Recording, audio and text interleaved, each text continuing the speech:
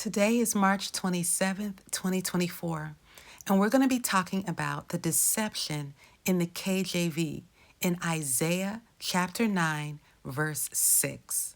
So let's cut right to the chase and compare this scripture in the KJV with the same scripture in Brenton's Septuagint. So the KJV reads, "For unto us a child is born, unto us a son is given, and the government shall be upon his shoulder, and his name shall be called Wonderful, Counsellor, the Mighty God, the Everlasting Father, the Prince of Peace." Now, let's read the Septuagint, which was written 300 years before Christianity. It says, "For a child is born to us, and a son is given to us, whose government is upon his shoulder, and his name is called the Messenger of Great Counsel. For I will bring peace upon the princes, and health to him." So problem number one is that there are three names added to the KJV. If you equate Wonderful and Counselor to be equal to Messenger of Great Counsel, then there are three new names for this child provided in the KJV that do not appear in the Septuagint.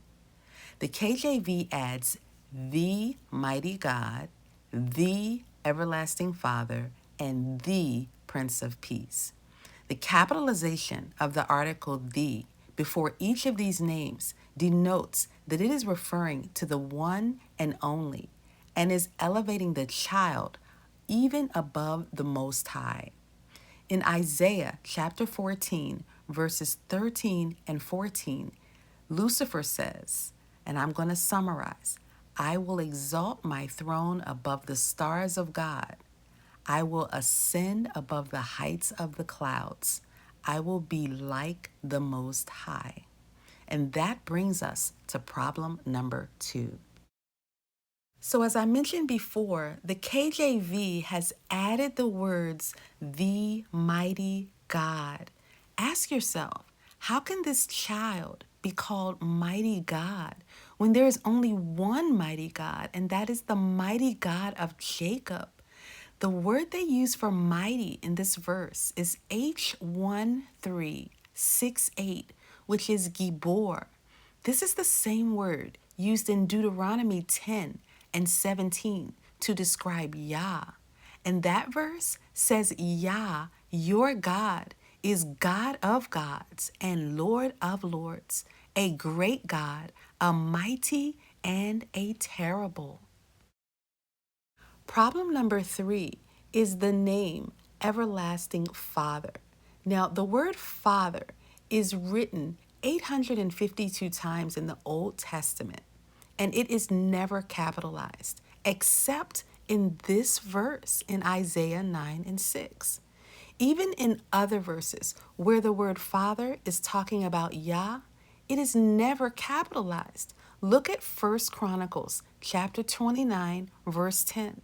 Isaiah chapter 63, verse 16, Isaiah 64 and 8, and Malachi 2 and 10. In each of those verses, Father is lowercased. So this adds to the evidence that this was added to the scriptures. Problem number four. Another clue is that Yah never told anyone to call him Father.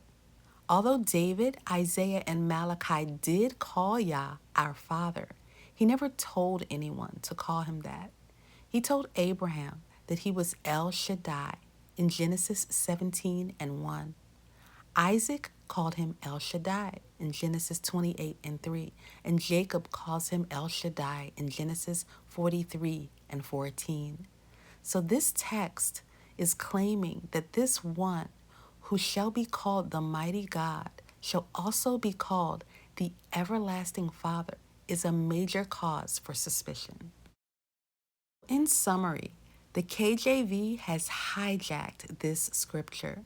Number one, three names were added. Number two, the child is called the mighty God, which contradicts Deuteronomy 10 and 17. Number three, Father is capitalized, which is never done even when referring to Yah. And number 4, Yah never told anyone to call him Father. If we look at Isaiah 38, verses 5 to 6, we can see that the scripture in Isaiah 9 and 6 is actually about King Hezekiah, the king who was a messenger of great counsel, who cleansed the temple and restored the holy days and feasts. Yah brought peace and health to him, as it states in Isaiah 38, 5 to 6.